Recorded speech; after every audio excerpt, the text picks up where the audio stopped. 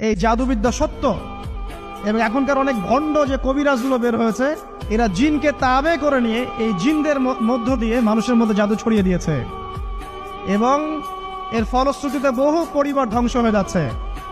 এই জাদুবিদ্যা সত্য।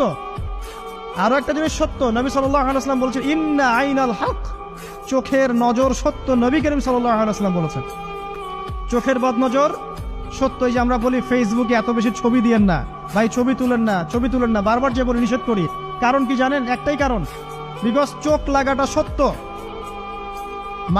মানুষের চোখ লাগে, এই কথা শুনলে অনেক মজুমদাররা হাসবে না? কথা বুঝতে পারেন নাই? কিন্তু এটা সত্য, কারণ নবী করিম সাল্লাল্লাহু আলাইহি ওয়াসাল্লাম যা বলেছেন সাদাকাল্লাহু ওয়া সাদাকা রাসূলুহুল কারীম, নবী যা বলেছেন, আল্লাহ যা বলেছেন চিরায়ত সত্য, এর বাইরে কোনো সত্য আছে? আচ্ছা দেখেন, আমি বললাম যে জাদুবিদ্যা সত্য।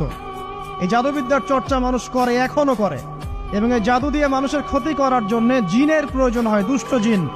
এই জিনগুলোকে মানুষ তাবে করে মানুষের ক্ষতি করার চেষ্টা করে। দেখবেন এখন গ্রামে গঞ্জে শহরে সব জায়গায় ছড়িয়ে পড়েছে না? দেখবেন, খুব সতর্ক থাকবেন। আমি পরে সলিউশন বলছি আপনাদেরকে। আরেকটা বলেছি, নবী সাল্লাল্লাহু আলাইহি ওয়াসাল্লাম বলেছেন চোখের বদনজর এমন সত্য যে একটা উটকে এই রান্নার ডেকচির মধ্যে ঢুকাই ফেলতে পারে। একটা উট খুব সুন্দর, ভালো, আপনি দেখছেন, মাশাআল্লাহ বলেন নাই, নজর লেগেছে, উটটা মারা গেছে, দেন তারপর তাকে জবাই করে খেয়ে ফেলতে হয়েছে। একজন সাহাবী গোসল করছিলেন, গোসল, এটা হাদিস সহিহ, এই আলেম ওলামা যারা আছেন তারা জানেন যে এই হাদিস সহিহ। একজন সাহাবী গোসল করছেন, তার গায়ের চামড়াটা খুব সুন্দর ছিল, একদম স্কিনটা অনেক সুন্দর থাকে না এমন কিছু মানুষ? আচ্ছা, এখন আরেকজন সাহাবী এই গোসল দেখছেন দূর থেকে, দেখে বলছেন যে কি চমৎকার তার শরীরের রংটা, যেন কুমারী নারীর মতো, অনেকটা, এমন একটা কথা তিনি বলেছিলেন।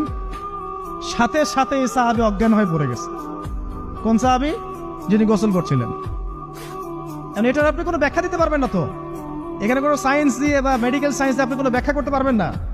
একটা ব্যাখ্যা দিতে পারেন, কিন্তু কেন সেটা হলো সেটা আপনি অ্যান্সার খুঁজে পাবেন না। তো নবী সাল্লাল্লাহু আলাইহি ওয়াসাল্লামের কাছে নিয়ে যাওয়া হলো তাকে। তিনি বললেন যে এই ব্যক্তির ব্যাপারে কি কেউ ভালো মন্দ কিছু বলেছিল? তখন একজন সাহাবী বলেন, হ্যাঁ, অমুকে বলেছে এর স্কিনটা অনেক সুন্দর, ওকে ডেকে নিয়ে আসুন। ওকে ডেকে আনা হলো। ডেকে আনার পর নবীজি তাকে অনেক শাসালেন, তোমরা তোমাদের ভাইদেরকে কি মেরে ফেলতে চাও? তখন এই সাহাবী তো অবাক, আমি আবার কখন মারতে চাইলাম ইয়া রাসূলুল্লাহ? আমি তো মারতে চাই নাই, আমি তো খালি বলেছি যে তার গায়ের রংটা অনেক সুন্দর। তখন তিনি বললেন, কেন তুমি সুবহানাল্লাহ বললে না, কেন তুমি মাশাআল্লাহ বললে না? যখন মাশাআল্লাহ বলবেন, সুবহানাল্লাহ বলবেন, নজরটা লাগবে না। আর যখন আপনি মাশাআল্লাহ বলবেন না, সুবহানাল্লাহ বলবেন না, দেখবেন নজর লেগে গেছে। আপনি বিশ্বাস করেন, ব্যবসা খুব ভালো চলছে, মানুষ বললো যে বাহ, তোর তো ব্যবসা হেভি, লালে লাল শাহজালাল, ঠিক আছে, দেখবেন আপনার কেনা বেচা বন্ধ হয়ে গেছে। এরকম হবে, আমার কথাটা বিশ্বাস করেন।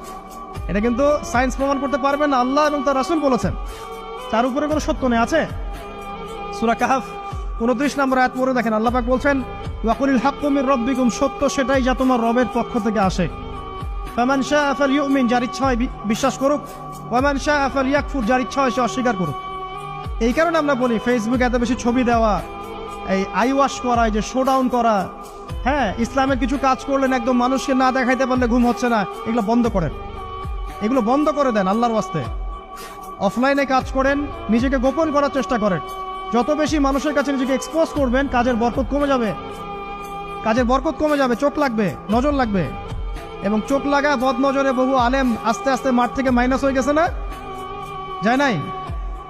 এখন কি আলেমদের সংখ্যা বেশি না কম? যত দিন যাবে আলেমের সংখ্যা আরো কমে যাবে। নবীজি বলেছেন আলেমদের সংখ্যা কমতে থাকবে, মানুষ জাহেলদেরকে আলেম বানিয়ে নেবে। তো প্রিয় ভাইরা, জাদুবিদ্যা সত্য, চোখের বদনজর সত্য, রাতের এই অনিষ্টগুলো সত্য, রাতের বেলা অনেক ক্ষতি আছে। এই জন্য নবীজি বলছেন বাচ্চাদেরকে বাইরে বের করো না, এবং তোমরাও রাত যখন গভীর হবে তখন এদিক ওদিক ঘোরাফেরা করো না। দেখবেন রাত যত গভীর হয় আমাদের শহরগুলো তত জীবিত হয়, তাই না? তাই না? রাত যত গভীর হচ্ছে শহর তত জীবিত হয়। চায়ের দোকানে আড্ডা বেশি, ওই সিনেমা দেখছে, টিভি দেখছে, ক্যারাম খেলছে, লুডো খেলছে, ঘুম নাই। ঘুম কখন? ফজরের আগে আগে। ফজরের নামাজ কিন্তু নাই, ফজরের ঠিক আগে আগে, আবার ওই যে জোহরের নামাজের সঙ্গে উঠতেছে।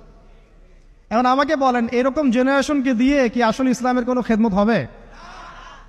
আচ্ছা, নবীজি রাতের বেলা আর্লি ঘুমাতেন। আল্লাহ পাক আমাদের সবাইকে তাড়াতাড়ি ঘুমানোর তৌফিক দান করুন।